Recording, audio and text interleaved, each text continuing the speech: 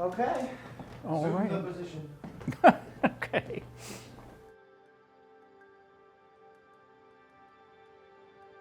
So, what's the big deal with 250 years? It's unusual for any community to reach that milestone of 250 years, and we all knew it was coming.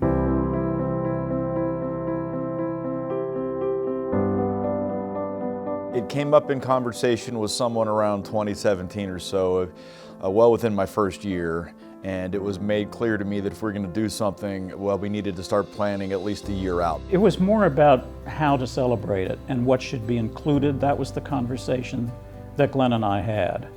And he was very articulate about that by saying that we need to tell some stories that maybe we haven't in the past. You know, thinking about a city over 250 years, what it means, you know, what forces led it to come into existence in the first place, you know, how it's transpired, its ups and downs. But it was also very, very important that we tell the perspective of Wheeling from everybody.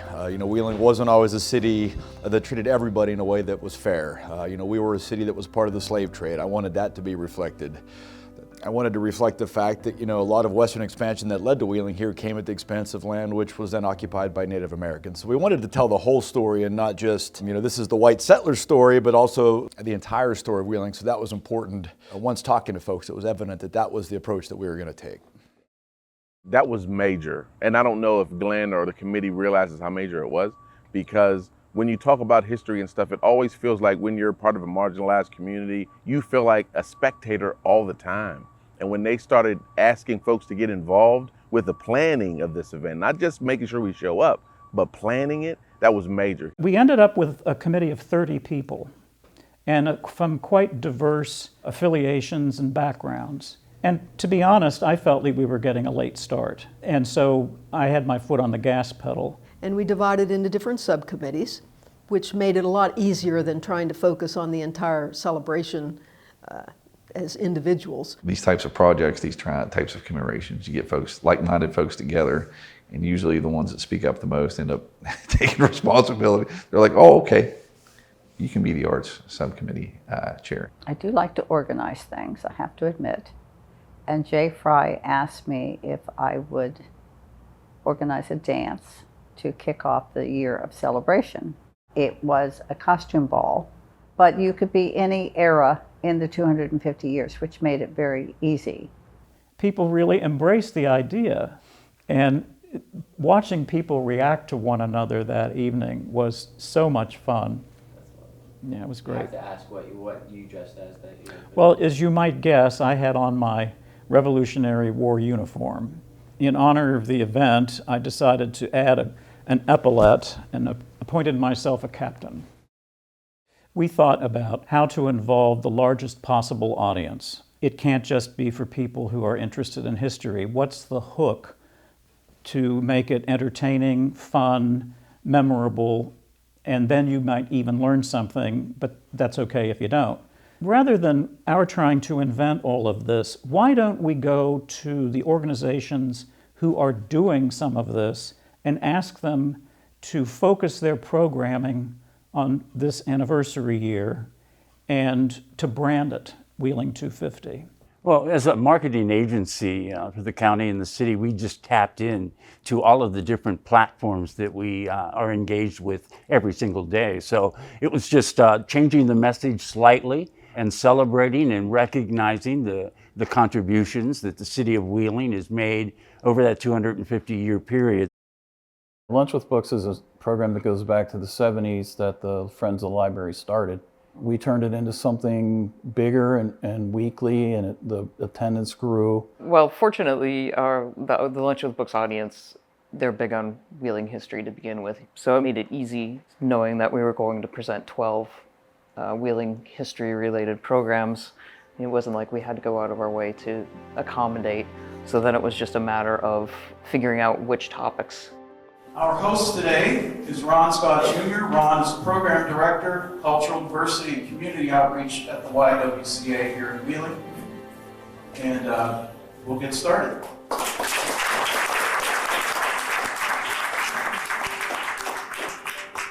Stories you're about to hear are real. All of this is backed up by primary sources, documents that were created, and eyewitness accounts. These events have happened. They are true, based on historical evidence, and we must never forget it. I was surprised looking back at these numbers because I put the attendance. Most, if not all, these programs were at least 100 people, which is fantastic, for any kind of library program. So, yeah, the response was great. The pop-up histories were fun. We had people stationed at various locations in costume representing various people from Wheeling's past. My favorite was when Dave portrayed Big Bill Lias. And we had a fairly large crowd, but no Dave. And then all of a sudden, we saw a big black limousine pull up, then open the door, and there he was. It was just amazing. The way in which we participated in the Wheeling 250 was creating 3 exhibitions. The first was Listening Through the Lens, the musical portraits of George Kossuth. Then we also had 25 works by Wheeling artists from the collection of the Museums of Ogilvy Institute. And then Holly's glass exhibit. And the idea there was simply to choose 50 of our most iconic objects. We have a variety of glass, and so that was what we exhibited in this gallery. I think that that's a different way of looking at the history of a community. It's not just the social history or the industrial history or the political history, but the cultural life of a community tells you an awful lot about that community and what its priorities are and what is important to them. And Wheeling has an extraordinarily rich cultural history. We had conversations about what we wanted to do for the celebration itself and the commemoration, but what were some of the things that would be left behind to carry over. And so the arts subcommittee, we devised a project by which we would create 3 murals to commemorate the 3, what we call the 3 R's of Wheeling's history, right? The river, the road, and the rail. A former Wheeling resident who had moved about a year prior, Patricia Croft, was selected, and she came to town, she executed those murals, and we were able to commemorate those 3 phases of Wheeling's history, the 3 R's that made Wheeling Wheeling, right?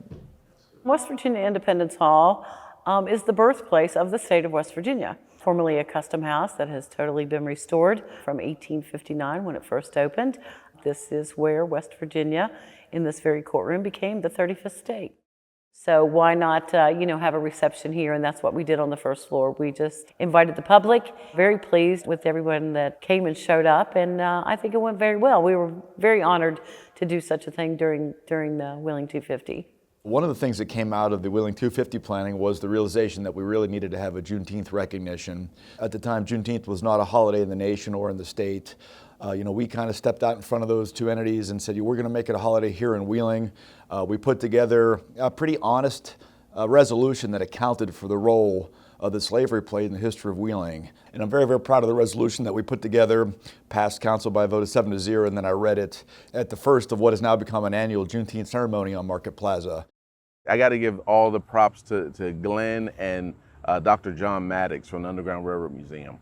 And then in the committee meetings, we made sure that it was going to be a ceremonial celebration. So we still had reverence for what happened there and what the holiday actually means, but we also was able to celebrate it. And that's major to me, to feel like we're included in something that touched all of our lives in history, but we didn't necessarily condemn or blame.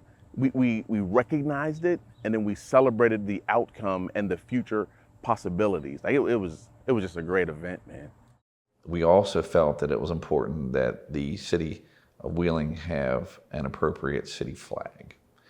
And so that city flag was devised during this time. It was devised during this time of the forthcoming 250th, of the thought that was going into it. Aaron Rothenbuehler, Sean Duffy, Jay were all involved. Erin came up with some designs, she did some research, and we learned more than we ever wanted to know about vexillology, which is the science and art of flag design. What goes perhaps unnoticed and perhaps not as recognized as it should be was the storyline for the symbolism in the flag, which was written by Sean Duffy at the library. I was on the original flag committee. My cousin Derek McKee started it, and there were members of city government on the committee, and we came up with what should be represented by the flag. And so it ended up being 5 stars: indigenous, Civil War and statehood, industrial, frontier, I forgot frontier. Transportation, of course. Probably made about 50 different layouts with those, and we all voted on which one had the best balance. I think we wanted to keep it simple so that it could be easily reproduced, very memorable, and something that would become iconic over the years. And I think considering that it was voted one of America's best new municipal flags in the nation, I think we did just that. It was actually something we could physically put in people's hands as well. People were actively looking for the pins, the stamps, the t-shirts, and those flags went off the shelf like hotcakes. People wanted them in their yards. And so it was a really nice time to bring not only like the message together, but see a visible impact when people would come into town and know, oh, it's our 250th celebration. What does that mean? And then we had the content right there too. So it was nice. It was a full circle marketing event that doesn't happen too often these days. I had to dig around, but I did find my Wheeling pin. 250th anniversary is something special to begin with, and I think maybe organizations or possible entries that might have just blown off a normal parade said, oh yeah, I want to be part of that. In addition to Jody and I, there were another 3 or 4 people that were key that had been working on the Christmas parade and had a good feel for how you stage them, how you get them ready, line them up, and all that kind of stuff. And I think Jay really did a good job of reaching out to different members of the community to get that extra support, to get the WVU band, to get the extra volunteers, to get the antique cars, you know what I mean? And so just asking, it's amazing. He asked and it was incredible. Good afternoon, everyone, and welcome to downtown Wheeling, a true celebration of Wheeling, I might add today, as we mark the 250th. We don't want to overlook anybody, but there are a couple really special bands here. Of course, the WVU Marching Band, but you've got I should say, a personal favorite too, am I right? I have to say yes. We have from Washington, D.C., the United States Army Old Guard Fife and Drum Corps, who is the official ceremonial unit and the personal escort to the President of the United States here for this parade. It's a great honor for Wheeling. People really responded to the Gold Guard because they suddenly saw tangibly, physically, what 250 years meant. And it was a very emotional moment for a lot of people who apparently teared up. So, doesn't get a lot better than that.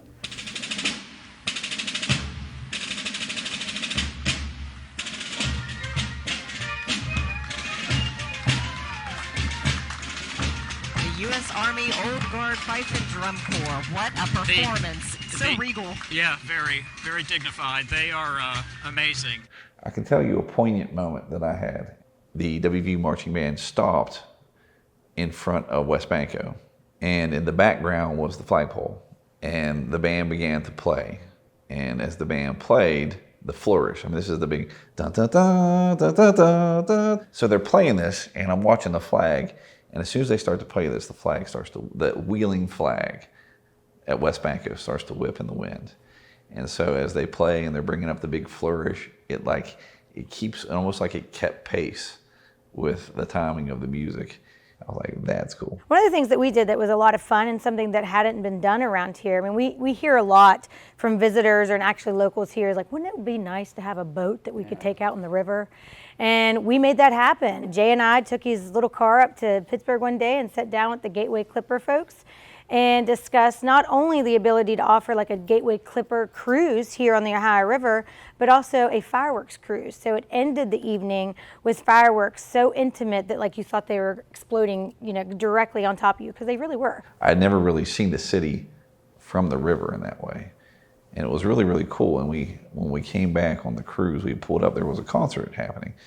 Seeing the city in the background, seeing all the people down at Heritage Port, you felt like Wheeling was alive. It was very festive.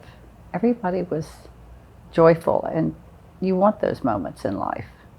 In preparing for this, I thought I remembered that we did 90 programs through that year, and that is correct, which is extraordinary. You know, I look back on it with a lot of pride. One of the best decisions I've made as mayor, I think, is putting together this team and realizing that Jay Fry would be somebody who would really be the perfect person to step into the role, take on the responsibility of telling this story, of planning a year-long celebration of events, tell the good, bad, the ugly. We worked to bring a pretty good committee together, a lot of folks, a lot of different perspectives, but that's really the key. No one person can tell the story. You got to find the person who can then, bring in all the different pieces of that puzzle. For me personally, I got to meet and work with so many people I would never have come in contact with otherwise. I've said in the past that I'm an average conductor who had a virtuoso orchestra.